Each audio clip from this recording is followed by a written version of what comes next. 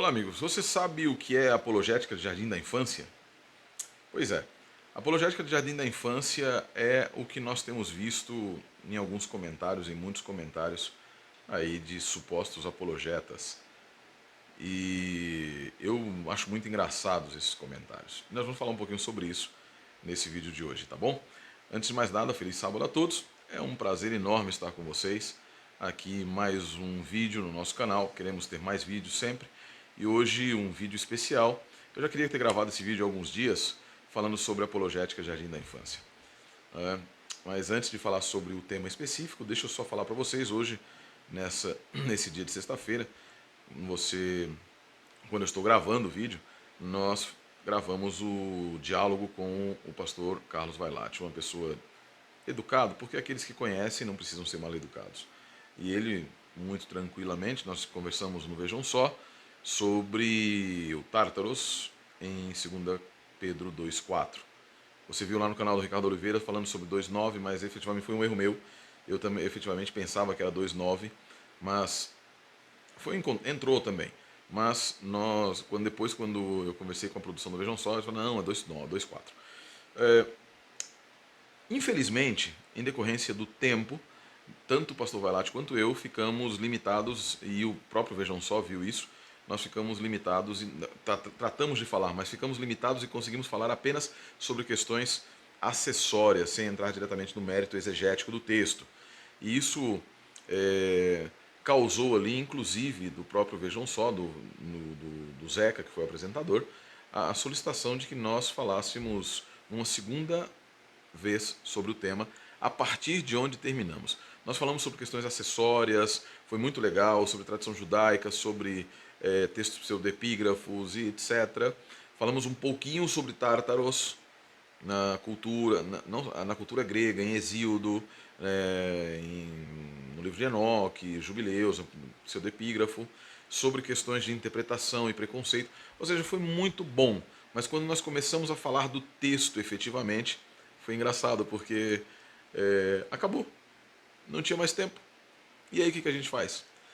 Aí ficou meio que compromissado, não ainda agendado, um segundo encontro com o pastor Vailate, na verdade um terceiro, que nós vamos ter um outro segundo, sobre outro tema. E nós vamos falar de onde terminamos. Nós estávamos justamente começando a falar sobre a questão do particípio particípio presente em 2 Pedro 2,9. Então ficou aquela coisa assim, eu vou até dar um spoiler aqui para você que está vendo. O pastor Vailate, eu tinha argumentado, o pastor Vailate tinha respondido ele tinha respondido, e eu iria respondê-lo. Ele, inclusive, ele fala, não quero tomar todo o tempo para poder dar tempo do pastor Sérgio responder. E eu não pude responder por causa do tempo. Aí o Zeca pediu, não tenho mais tempo, mas vamos fazer um outro, vamos fazer um outro. A gente, sim, vamos fazer outro, não tem problema. E ficamos assim, ué, mas já acabou, foi tão rápido, foi gostoso, foi muito legal, tá bom? Tivemos a oportunidade de falar um pouco sobre dogmatismo também, foi muito interessante, bastante interessante. Vocês vão gostar desse debate. É, Vocês vão gostar dos próximos também, eu tenho absoluta certeza. Nós agradecemos ao Vejam Só pela oportunidade de falar um pouco mais sobre a palavra de Deus, isso é extremamente importante. Essa apologética não é de Jardim da Infância. Essa apologética, eu não sou um apologeta, o pastor Vailate também não é um apologeta, nós somos exegetas, mas a exegese, às vezes, ela descamba para a apologia, porque quando você vê um texto sendo mal utilizado, ou um texto sendo utilizado para atacar uma doutrina da sua igreja, você vai olhar o texto e falar, não, mas esse texto não significa isso, ou possivelmente não significa isso, como é a linguagem acadêmica, a linguagem das incertezas. Essa é a linguagem essa é a forma como a academia lida. O exegeta é por si só um acadêmico, ele é por definição um acadêmico. Estamos tendo um diálogo com o professor Euler também, que tem se delongado a conclusão, não por falha do professor Euler, muitas vezes também nem por minha falta, mas porque nós estamos com problemas de agenda, eu tenho muitas atividades, o professor Euler também, e nós estamos tratando. Se Deus quiser, na próxima segunda-feira, talvez quando você esteja vendo esse vídeo já tenha passado, mas na segunda-feira, dia 9 de março, nós queremos retomar o diálogo às 8 horas da noite. Orem para que isso seja, se você está vendo antes, ore para que seja possível, para que os equipamentos funcionem e para que não haja nenhum contratempo, como eu tive nessa semana que passou. Essa apologética que lida com o texto, que antes de querer defender a unhas e ferros a sua crença, ela questiona o texto e permite que o texto questione sua crença e interaja com sua crença e haja uma interação. Essa apologética é uma apologética de top de linha, é uma apologética acadêmica. Ela é um dos braços da melhor interpretação da Bíblia, porque nós aprendemos quando fazemos exegese, nós aprendemos quando dialogamos com pessoas que pensam diferente de nós. É o objetivo daquela série de debates, por exemplo, e dos livros que eu tenho proposto aqui a alguns apologetas para escrever. Aí, o objetivo não é contrapor simplesmente o pastor Sérgio com o pastor Jamierson, ou o pastor Elias com o teólogo de um ou o teólogo de outro, não. A ideia é colocar os pontos divergentes e discutir de maneira acadêmica e adulta. Porque algumas pessoas não sabem discutir de maneira adulta. Você tem a apologética de ponta, William Lane, você tem John Knox, você tem, eu vou citar aqui o Vailate, que embora não seja um apologeta, é uma pessoa que tem uma matiz de conhecimento. Não quero ser pedante, mas eu me incluo nos exegetas, e que a gente consegue dialogar, e o diálogo não descamba para a gritaria, nem para o desrespeito ou os ataques pessoais, discordando, e a permissão para discordar existe a partir do momento que se propõe alguém ou alguém a dialogar sobre um determinado ponto, ok? Então, assim, essa é a apologética bíblica, essa é a apologética boa, essa é a apologética para crescimento do povo de Deus, essa é a apologética que não é pejorativa, essa é a apologética que dá gosto de assistir um debate tem um site chamado Rethinking Hell, por exemplo, em que dá gosto de ver os debates que ali são travados, dá gosto de ver o Christian Stendhal dialogando sobre ressurreição e imortalidade com Oscar Kuhlman e assim por diante, várias nas leituras Ingerson. Isso é bom, isso é legal, dá gosto de ver Don Carson publicando aquele livro do Shabat para o Dia do Senhor, né?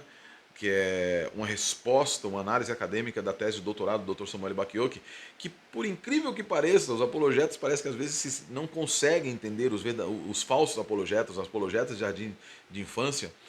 E é interessante, se você pegar o prefácio do livro A Introdução, o Dr. Carson agradece ao Dr. Gerhard Hazel e ao Dr. Samuel Bakioki, da Andrews University, que proporcionaram materiais adventistas, tese de doutorado, facilitaram, tiveram diálogos e etc. Na academia isso se faz. Agora eu já tenho certeza que alguns apologetas ou pseudo-apologetas aí vão dizer que nós enganamos o Donald Carson, como foi feito com Walter Martin, né? Um outro momento a gente vai explicar, vai conversar um pouco sobre Questions on Doctrine também, as reuniões de Martin Barnhouse. Não é esse o objetivo desse vídeo, tá bom? O objetivo desse vídeo é falar sobre um outro tipo de apologética, que é uma apologética estúpida. Só tem um nome de apologética, na verdade. É apologética de pessoas que entram nos comentários do Facebook ou do WhatsApp do Vejam Só, ou no meu canal, ou nos canais do Leandro Quadros ou de outros, e elas têm invariavelmente, elas utilizam expressões como vovó White, como quer passar vergonha no quê? Elas não analisam de maneira clara, de maneira imparcial. Por exemplo, o debate com o Vailate, o diálogo com o professor Vailate, eu conversei hoje com o pessoal do meu canal, né, o Miqueias, os meninos aqui, o pessoal da Liga Apologética. Eu falei, vocês vão ver antes, provavelmente eles não façam porque eu estou falando antes, mas vai ser aquela coisa assim, ó. O pastor Vailate foi cirúrgico. O pastor Vailate não se amedrontou diante do rabinismo e etc. Olha a cara do Monteiro, né? Olha a cara do, né, etc. Gente, a minha cara é essa, é feia assim mesmo, não tenho o que fazer. Coitada da minha esposa, não tem o que ser feito. Mas é aquela que não analisa o argumento contrário, ela é ufanista. A apologética de Jardim da Infância, ela é mal educada, mal informada, mal formulada e ela é mal direcionada. Então, a apologética de Jardim da Infância, essas são algumas características. Por que ela é mal educada? Vamos pegar assim, olha, então ela é mal educada, mal é, informada, mal expressada e mal dirigida. Eu coloquei 4, poderia haver outros. Ela é mal educada porque ela desrespeita. Primeira coisa, ela não está preocupada em mostrar o amor de Cristo. Ela não mostra o amor de Cristo. Ela entra e a preocupação é ficar xingando, xingando. Ela é repetitiva, ela é autocentrada. Vamos colocar mais uma aqui. Ela é autocentrada, ela pensa apenas no seu próprio umbigo. Então vamos lá, mal educada, porque ela é desrespeitosa. Ela não está preocupada de maneira nenhuma com os sentimentos de famílias, com qualquer pessoa. Uma vez eu estava conversando com um apologeta e ele reclamou que alguns adventistas o atacaram. E ele disse assim: será que os adventistas não veem que eu tenho filha, que eu tenho família? E eu me recordo que eu disse a ele também: vocês não, quando vocês nos chamam de seita satânica e coisa assim, vocês não acham que nós temos filhos e família que se sentem atacados também ao verem os pais ou as mães ou entrando, sendo atacados dessa maneira? Sendo chamados de mentirosos, de filhos do diabo, disso, daquilo outro. Então, essa apologética é mal educada. Então, ela é uma apologética mal educada no sentido de que ela é tosca. Ela não se preocupa com o outro. Diferente de Cristo, que até chamou os fariseus de sepulcro caiado, etc., mas dentro de um contexto de amor, dentro de um contexto em que ele queria trazê-los para a recuperação e não para envergonhar, né? Para rebaixar alguém ou para qualquer coisa. Ela é mal educada nesse sentido, ela não passou pela escola, ela ainda está no jardim da infância. Porque as pessoas, quando estão no outro nível, você vê o diálogo do William Craig com Bart Ehrman, eles se atacam. Não é uma coisa assim, ai, todo mundo gentleman. Não, eles se atacam, mas eles mantêm a educação, mantêm o, o tratamento diferente. Se as palavras não existem, me perdoem, tá? Mas de deferência, deferente, não diferente, deferente. Isso é apologética saudável, apologética boa, apologética aceitável, ok? A apologética de fundo de quintal, a apologética de jardim da infância, ela é mal informada. Por exemplo, a apologética, quando fala, muitos apologetas, quando falam de Ellen White, dizem que nós afirmamos que ela é inerrante. Não existe nenhum lugar que diga que Ellen White é inerrante. Ao contrário, eu tenho falado várias vezes, as declarações oficiais da Igreja Adventista dizem isso. Nós não cremos que somos os únicos salvos. Ela é essa apologética ela é mal informada. Ela não busca, e quando busca fonte primária, ela não busca fonte primária, mas quando encontra alguma, ela desmerece a fonte primária, dizendo que é uma tentativa do adventista de enganar, ludibriar ou falar com os dois cantos da boca, como dizia um apologeta já falecido, né, que eu conheci bastante bem, muito melhor até do que alguns que hoje dizem que o admiravam, etc.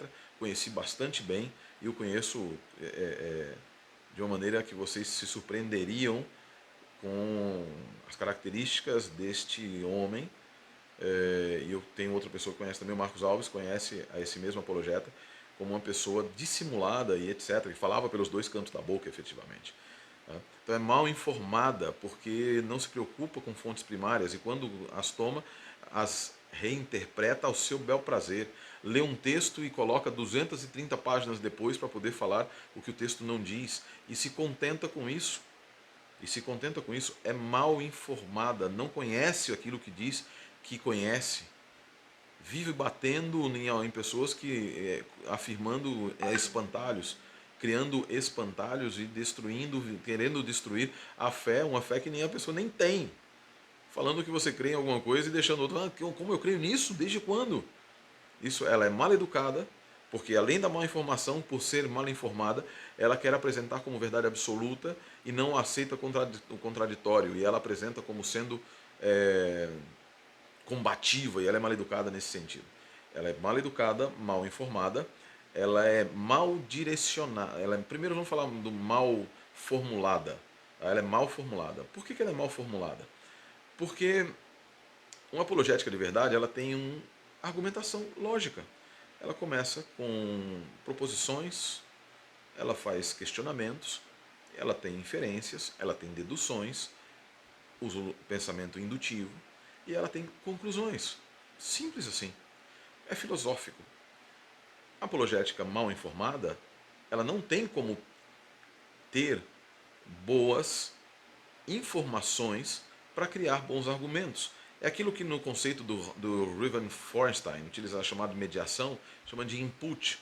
Quando ela tem um input, quando você tem um bom input, e você tem pensamento crítico, você tem uma boa elaboração, você vai ter um output melhor. Esse é o princípio básico de uma mediação. Né? Informações de entrada, elaboração, pensamento crítico, reflexão, transformação e a saída. Uma apologética de jardim da infância não sabe fazer isso. Ela pega qualquer coisa, um monte de coisa sem filtro e ela sai jogando no ventilador e sai colocando de uma maneira. Ela usa a técnica do jumping monkey. Jumping monkey, macaco saltitante da área que eu vim, da área de informática, é quando nós fazemos um código, um programa, por exemplo. Eu fiz muitos softwares, né? Não vou falar programas não, porque uma apologeta de jardim da infância vai pegar programa e falar que eu fazia programas, entendeu? Porque acha que é um humor a falta de educação e os ataques pessoais. Mas então, softwares, você tem um determinado lugar que você não consegue achar por que acontece um bug. Por que acontece numa determinada situação ou em situações, N situações, acontece uma falha no programa. E o que você faz? Você cria aquilo que é chamado Jumping Monkey. O Jumping Monkey, um macaco saltitante, é quando você direciona o software, o teste do software, para que ele não passe por aquele lugar e ele passe para outro ponto. Como é que funciona isso, mais ou menos, na apologética de Jardim da Infância? Funciona assim, ó. Vamos dialogar sobre santuário, ou vamos dialogar sobre lei de Deus, ou vamos dialogar sobre imortalidade da alma, ou vamos dialogar sobre Moisés, a ressurreição de Moisés, ou qualquer coisa. E aí você começa a falar sobre essa questão. Então você começa a dialogar e de repente você utiliza um argumento, o adventista utiliza um argumento que a outra pessoa, o debatente, não sabe questionar, não sabe responder. O que ele faz? Ele apela para Ellen White. A gente não está conversando sobre Ellen White, mas ele conversa sobre Ellen White. E aí você vai falar sobre Ellen White e ele começa a falar sobre o santuário. Aí você fala sobre o santuário, ele fala sobre o juízo investigativo. Aí sobre o juízo investigativo ele fala sobre a imortalidade da alma. Depois ele volta para o primeiro e não te responde o que você argumentou. Ele fica saltando de galho em galho, de um lado para o outro, na melhor das técnicas macaco saltitante. Isso é jumping monkey. Sabe o que significa isso? Ele não tem a mínima noção do que ele está falando e como te responder. Ele a única coisa que quer é fazer o pombo enxadrista. Ele vai bater em todas as pedras do tabuleiro e vai atacar tudo e vai depois ainda sair falando que cantou, que ganhou e etc. E perguntando se você quer passar a vergonha no débito ou no crédito. Na verdade, foi ele que fez em 12 parcelas, num carnê, que provavelmente ele não vai conseguir pagar. Então não se preocupe com esse tipo de pseudo-apologeta. Então essas são essas características. Então nós estamos mal educada, mal informada, mal elaborada, mal direcionada. E por que mal direcionada? Mal direcionada no sentido de que ela não conduz à vida eterna. Ela não conduz à vida eterna, ela não leva a crescimento de absolutamente ninguém.